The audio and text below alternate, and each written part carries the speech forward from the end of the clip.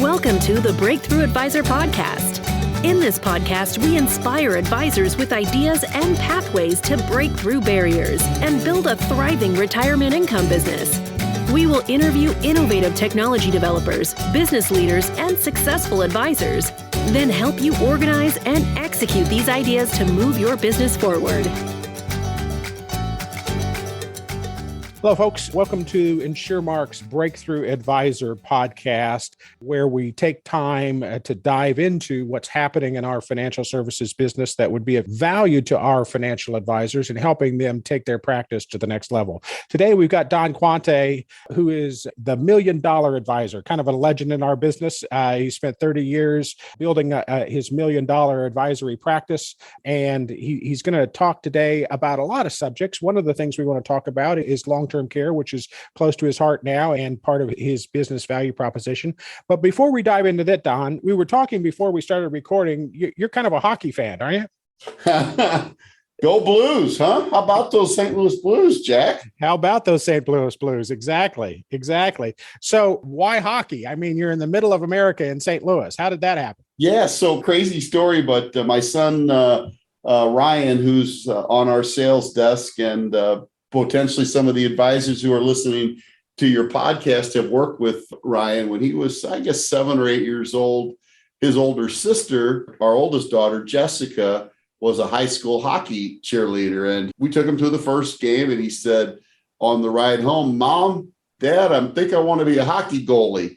And we said, "Well, that's great because you're too skinny to play any other position. We need the pads, So from 7 till I guess he was 18 years old. He played his last hockey game in high school. They won the state championship. And my wife said, "What are we going to do now for friends?" And we just kind of laughed because hockey was what we had done for the last 10 years at that point in our lives. So we followed, of course, college hockey and then the NHL. And we're just happy that our Blues have made it one more game. We're getting close to hopefully being able to go to another Stanley Cup. Awesome. You may have worked for someone in your past, but really you're an entrepreneur at heart. And so you started your practice. Tell us a little bit about how that got off the ground, how it got to prominence. I know you've been multi-time top of the table MDRT award winner. So tell us a little bit about that progression. Yeah. So 1983, I was hired by a little company by the name of MetLife. I think they were hiring pretty much everybody there. I was 21 years old and, I failed forward for the better part of 5 years until I realized that the riches were in the niches and that dealing with the general public on the ideals of everything didn't make as much sense as leading with something that was important to them. And that from there, once you built relationships, you could then help them with everything else. So at that time, it was young families who cared about having some protection for their mortgage. So we were selling mortgage insurance. And then from there, you just grew with the clients. But I recognized that, I guess I was in my early 30s, my grandmother, who was diagnosed with front temporal lobe dementia, lived 7 years, 7 months, ultimately died broke in a nursing home. That was a real problem in that as the country began to, you started hearing about baby boomers and how there were going to be 10,000 of them turning 65 each and every day. We said, wait a second, maybe we had to jump on this because we've got a personal experience, a story to tell. And that sort of changed everything. So when you say you made MDRT top of the table, I am a lifetime member. I made enough business to do that 20 years in a row, Jack. Actually, I've got a chance to speak to the top of the table. A lot of those guys are my friends, the Forum 400. And it was always with this idea that just because you lead with something and you're perceived in the marketplace as an expert on that doesn't mean you can't do the other things. So while we led with long-term care, a message about that in the marketplace, we did our fair share of assets under management. We did a lot of gross dealer concessions for those broker dealer folks that might be listening. And quite frankly, we wrote a lot of life insurance and fixed and indexed annuities because we were casting a message about long-term care. What we found was that wealthy people are the ones who care about protecting assets. People that are poor don't care about that message, but the people who have money will pick up the phone, they'll call you because nobody else is talking about it. So, it's not like it's a big revelation or whatever, but that's what we used, and we used it successfully. And quite frankly, advisors that have followed sort of our formula are getting very similar results. Well, that's a great story. That brings you to the more recent past. A little while ago, you transitioned from being your own shop, if you will. Now you're under the umbrella of Simplicity Group. So what's that about? Tell us a little bit about how that works. Yes. So I was the sixth acquisition of Simplicity Group, an amazing organization headed out of Summit, New Jersey. And since then, they've acquired another 30 or so IMOs and MGAs, BGAs across the country. They have embraced this idea that families, as they move forward, particularly in the retirement years, will need to at least consider protecting their assets against the risk of long-term care. It's been a great partnership, great marriage. They've been great to work with, and all of the what we call sister companies, the partners of those companies have been fabulous to work with as well. Do you find that today maybe you're doing more consulting with advisors than you were in the past, or is that something that you've always done? I had some success as a advisor for the better part of 20 years. 10 or 12 years ago, the insurance marketing organization that I was doing my business through came up for sale, and I was their largest producer. I was doing somewhere in the neighborhood of about 40 million a year between the annuities and single premium, asset-based long-term care, life insurance, et cetera. And they said, look, Don, why don't you buy our company? And I knew nothing about working with advisors. I had always been an advisor, and I had a lot of friends who were advisors, but I never distributed products or really coached or taught. And I thought, you know what, this might be a nice way to spice things up a bit. So I bought it and quickly recognized that there was nobody out there at that time, and still isn't, other than us, that focused exclusively on the messaging of long-term care. So our message now, Jack, as Simplicity Asset-Based LTC goes, is if you're an advisor out there and you work with InsurMark, as an example, we can help you, figure out the most tax-efficient, cost-effective way for your client to solve that long-term care problem. We do it under one roof. We have a total of 7 people. It's all we do. There's been over 13,000 transactions we've been involved with, helping advisors get the right outcome for their clients. So I would say 100% of our efforts right now are focused on consulting and doing strategy calls with advisors who are interested in helping their clients in that way. So that gives you kind of an interesting point of view with respect to, the breakthrough advisor concept. Okay. So what is it that you see advisors who have broken through are doing differently than advisors maybe who haven't?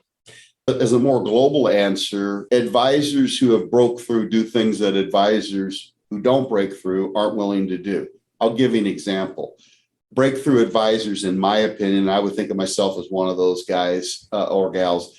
They do things, spend a fair amount of time always improving their skills. They spend money on education. They do things like write books. They become subject matter experts. In my case, it happened to be long-term care.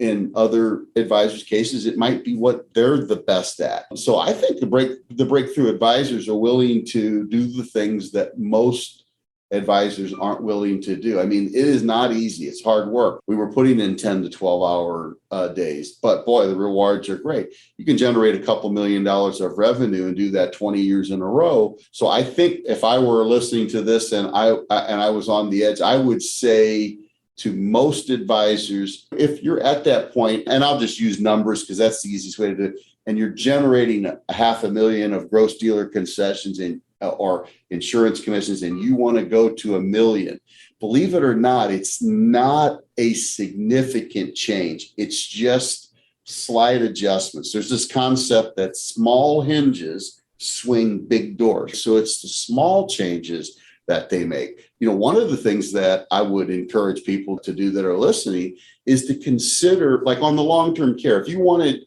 to move your revenue by $500,000 this year, the easiest way to do it would be to use a survey and survey your existing clients about the topic of long-term care. Now, there's an art to it. And Jack, you guys at InsurMark have nailed that. But at the end of the day, you can get your clients to raise their hand about this topic. And I know you're asking the breakthrough question in a more global sense, but if I were going to break through and I wanted to generate another $500,000 of revenue in the next 12 months, I would survey my clients about the topic of long-term care. I'd use the process that you guys at InsurMark have in place. And believe it or not, people will raise their hands. The top advisors do things other advisors aren't willing to do. And then they always have a slight competitive edge. Like this survey thing makes all the difference in the world. I mean, if I can deploy a survey today and within a couple of weeks have 10, 12, 15 of my existing clients who already know me, like me, trust me, to sit down with and have a conversation, you're going to walk away with, several $100,000 minimum of additional revenue. So those are really great points. Let me make sure I get this right. So I think there are three things that you just articulated that advisors should embrace if they want to take their practice to the next level. The first is that they need to become subject matter experts. And so that they need to commit to the education to improve their skills in lots of areas. But if there's an area where they have a passion or an life experience or a client base that has a strong interest, then they need to become subject matter experts in that, right? The second thing I heard you say is that then you need to turn that into your value proposition. You need to become the local expert. Communicate that to your audience, small and large, that you're the guy who can help them solve problem X. And the third thing I heard you say that was super interesting was ask your clients how they feel about the subject. And so we've been big proponents of building a more robust client experience. And where that starts is you got to understand your client. You got to be able to personalize your experience for that client. And the only way to do that is to ask them questions, to be interactive with them. And very few advisors have a discipline around doing that. Those were three powerful suggestions. Is there anything you wanted to add to those? Yeah, no, I think it's kind of funny that you bring up the ideal of you got to ask them the question. That's what the 2022 LTC survey was all about. And what we learned is as we went through, and this is now, good Lord, I don't know how many agents you guys have done it, but it's a bunch in the hundreds. 89.9% of the people when asked, where do you want to receive your care if you get sick? Believe it or not, Jack said, at home.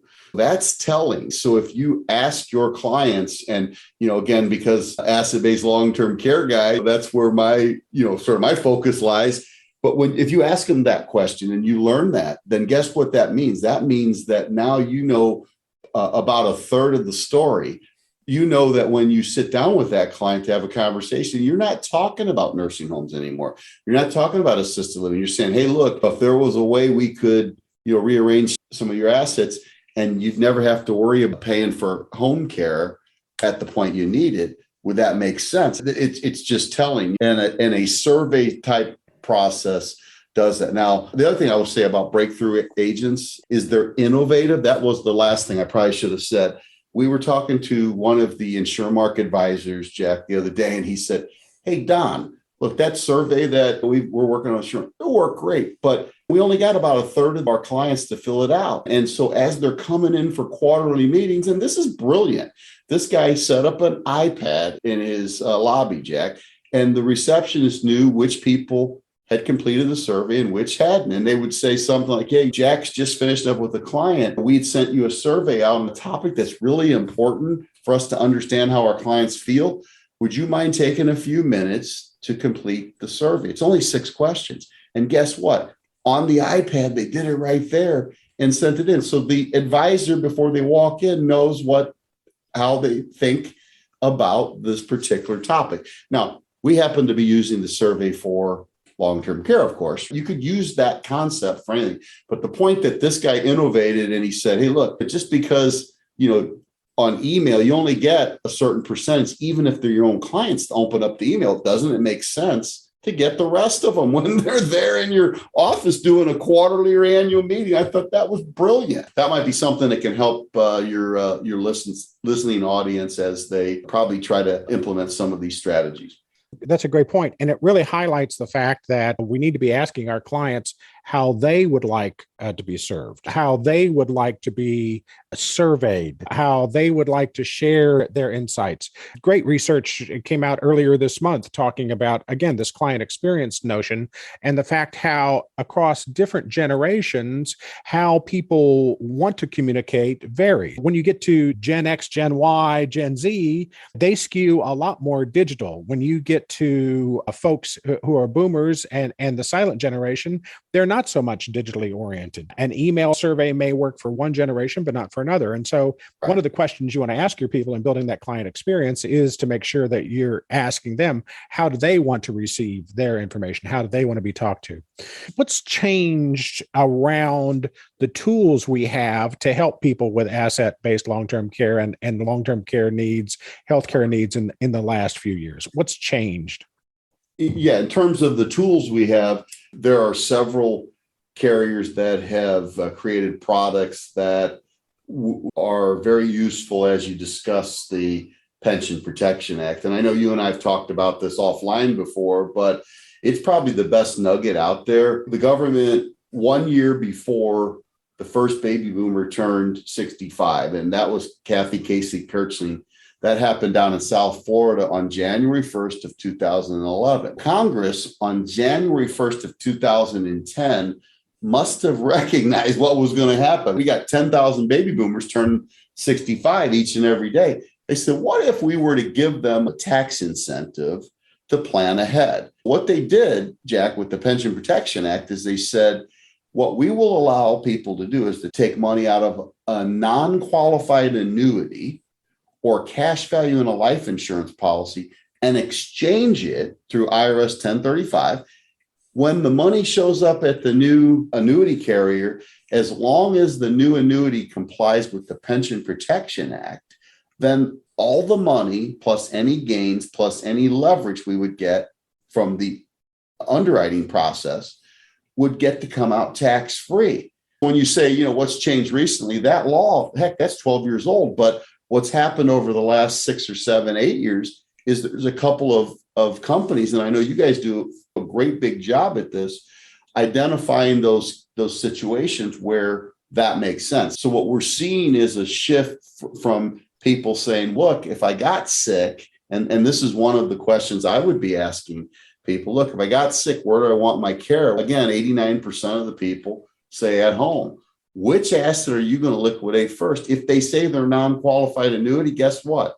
The advisor needs to understand the Pension Protection Act because that allows them this amazing tool. And again, that most advisors know little or nothing about at this point. So that's something that's changed. The other thing that's changed over, let's say, the last 10 years is the ability to use IRA money to solve this problem. That is a big deal because if you think about it, the roughly 17 trillion of qualified money that's out there is in the hands of the baby boomers. So more times than not, if you surveyed your client, you say, hey, what asset would you use? Right now, you don't have a plan. They're going to say IRA. Our third and final question, and this is one of those small hinges that I spoke of earlier, Jack, the third and final question should be, look, you said you were going to use your IRA. If I could show you a better way to use your IRA, is that something we should take a look at? If your listeners just use those three questions, believe it or not, they'll have a small breakthrough for sure on the long-term care side of things.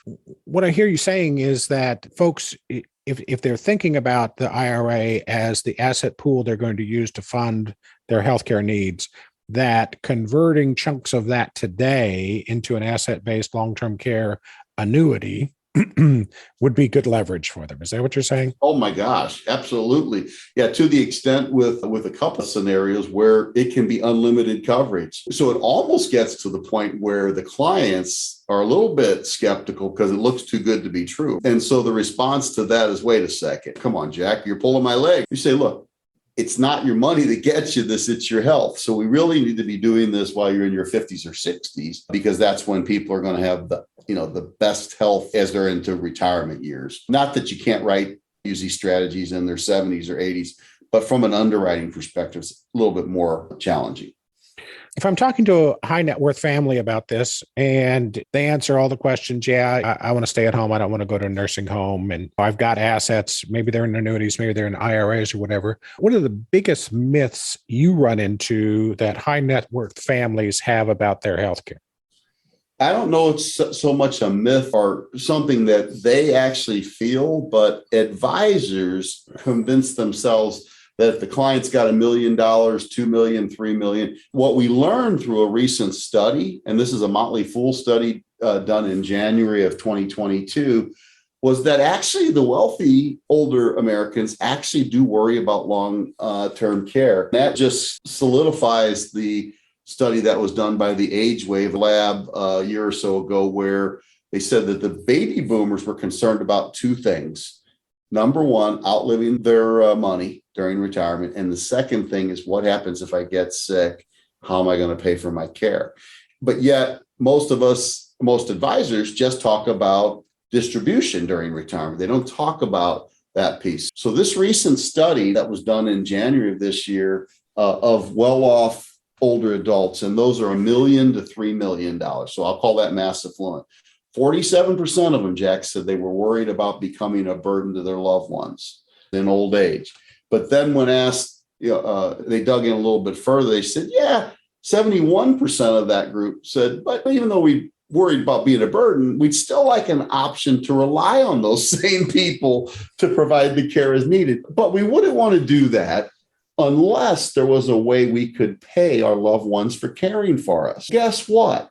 We actually have asset-based long-term care plans that allow for friends and family to care for you. If you're listening to this podcast and you work with the mass affluent, you are missing the boat if you're not having this conversation with them, because they're thinking about it. I mean, these national surveys aren't wrong. So my recommendation would be to survey your clients, because that's the easiest way to figure out what their thought process is. That's great advice. As we start to wrap up, what are 2 or 3 things that Don Quante does outside of work that would surprise people? Boy, that was a question I wasn't prepared for. I spent a lot of time with my one particular granddaughter, because my daughter is a single mom and she lives with us. So they might be surprised that at 60 years old, I am co-parenting a 4.5-year-old and having the time of my life. And quite frankly, I don't know if there's a second or a third thing, because that takes up all the time, man. Well, that's great to know. All right, cool. Thank you very much, Don. I think our listeners are going to get a lot of value out of this. So on behalf of InsurMark, I want to thank all of our listeners for joining us today for the Breakthrough Advisor podcast. You can catch up on everything that Don is doing by contacting your advisor development consultant at InsurMark, and they'll be happy to share the latest things that he's published, that he's recorded, and the latest trainings that he's making available. So thank you all very much for joining us this afternoon.